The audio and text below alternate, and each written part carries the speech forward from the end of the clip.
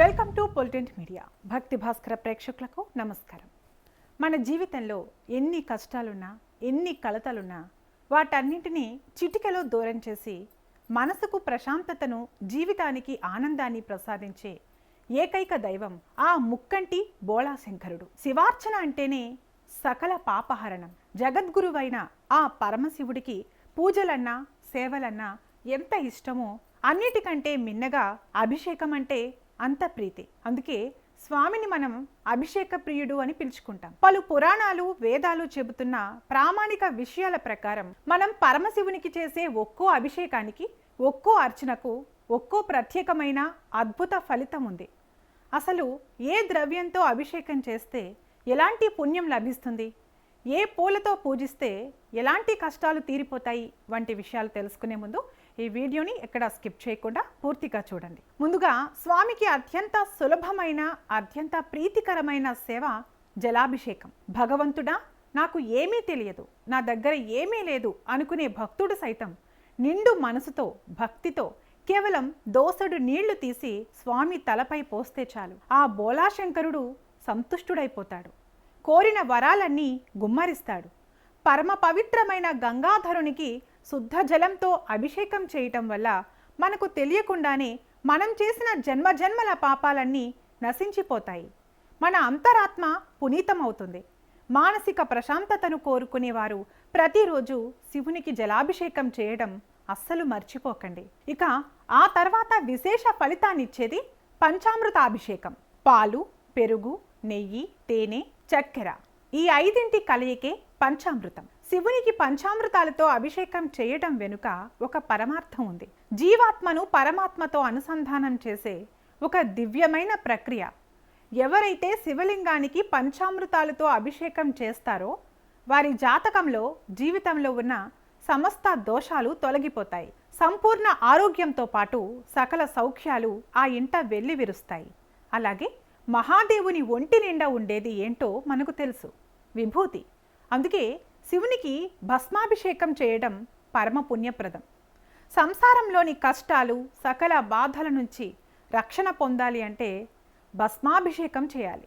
దీనివల్ల లక్ష్మీదేవి అనుగ్రహం కలిగి ఐశ్వర్యాలు, సిరి సంపదలు సిద్ధిస్తాయి. లోక కళ్యాణానికి, మరణానంతరం ముక్తిని ప్రసాదించడానికి ఈ భస్మార్చన ఎంతో శ్రేష్టమైనది. ఇక్కడో రహస్యం ఉందండి. ఈ భస్మాభిషేకం మనం చేయడమే కాదు, కనీసం స్వామికి భస్మాభిషేకం జరుగుతుండగా కళ్ళారా దర్శించుకున్నా సరే మన జీవితంలో ఊహించని అద్భుతమైన మార్పులు వస్తాయి, విశేష ఫలితాలు లభిస్తాయి. ఇక అభిషేకాలు ఒక ఎత్తైతే, శివుని అర్చించడానికి బిల్వదళం అంటే మారేడు దళం అత్యంత శ్రేష్టమైనది. త్రిదళం త్రిగుణాకారం, త్రినేత్రంచ త్రియాయుధం అంటారు కదా. మారేడు వృక్షంలో సాక్షాత్తు త్రిశక్తులు కొలువై ఉంటాయట. బిల్వపత్రం త్రిమూర్తి స్వరూపం. ఒక్క మారేడు దళాన్ని భక్తితో శివలింగంపై ఉంచితే 3 జన్మల పాపాలు తొలగిపోతాయని శాస్త్రం చెబుతోంది. ఎవరైతే నిత్యం మారేడు దళాలతో పరమేశ్వరుడిని పూజిస్తారో వారికి స్వామి సద్బుద్ధిని, అపారమైన జ్ఞానాన్ని ప్రసాదిస్తాడు. దాంతోపాటే ఆ ఇంట లక్ష్మీ కటాక్షం ఎల్లప్పుడూ ఉండి తీరుతుంది. ఇక పూల విషయానికి వస్తే లోకనాథునికి అత్యంత ప్రీతికరమైన పుష్పాల్లో జిల్లేడు ఒకటి. దీనినే సంస్కృతంలో అర్క పుష్పం అని కూడా అంటారు.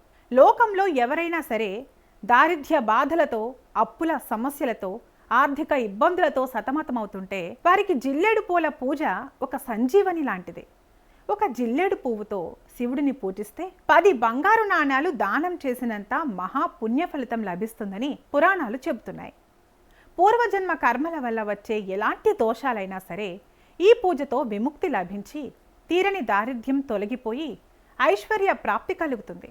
సాధారణంగా లక్ష్మీదేవి అనుగ్రహం కోసం మనం కలువ పూలను వాడుతుంటాం. ఎందుకంటే కలువ పువ్వులో లక్ష్మీదేవి కొలువై ఉంటుంది. కానీ మన హృదయ కుహరంలోని కమలంలో కొలువై ఉండే ఆ పరబ్రహ్మమే ఈశ్వరుడు. కలువ పూలతో శివుని అర్చించే భక్తుల హృదయ కమలం వికసిస్తుంది. వారి మనస్సులో ఉన్న చెడు ఆలోచనలన్నీ పోయి సద్భావనలు కలుగుతాయి. ఎక్కడైతే సద్భావన ఉంటుందో అక్కడ సత్సంపదలు లభిస్తాయి.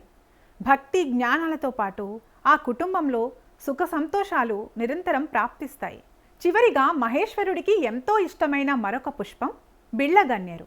వినడానికి చాలా సాధారణంగా అనిపించినా దీని ఫలితం మాత్రం అమోఘం. ఈ బిళ్ళగన్నేరు పూలతో శివుని పూజించిన వారికి ఏకంగా 1000 ఆవులను దానం చేసినంత గొప్ప ఫలితం లభిస్తుందట. అంతేకాదు, వివాహం కాని యువకులకు అనుకూలవతి, సౌందర్యవతి అయిన భార్య లభిస్తుంది. జీవితంలో ఎలాంటి శత్రు భయం ఉండదు. దీర్ఘకాలిక వ్యాధులు సైతం నయమవుతాయి. ఇలా ఆ లయకారుడిని ప్రసన్నం చేసుకోవడం ఎంత సులువో మనం తెలుసుకున్నాం కదా. మనకు తోచిన విధంగా నిండు మనసుతో జలము, పంచామృతము, భస్మము లేదా కాసిన్ని మారేడు దళాలు, జిల్లేడు, కలువ, బిళ్ళగన్నేరు పూలతో ఆ స్వామిని అర్చిద్దాం. సకల కలతలను దూరం చేసుకుని ఆనందమయ జీవితాన్ని పొందుదాం.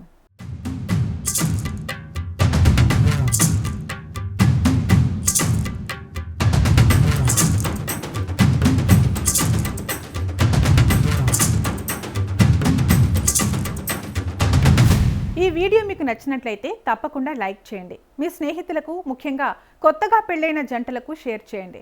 ఇలాంటి మరిన్ని ఆధ్యాత్మిక జీవిత సత్యాల కోసం మన ఛానల్ని ఇప్పుడే సబ్స్క్రైబ్ చేసుకోండి.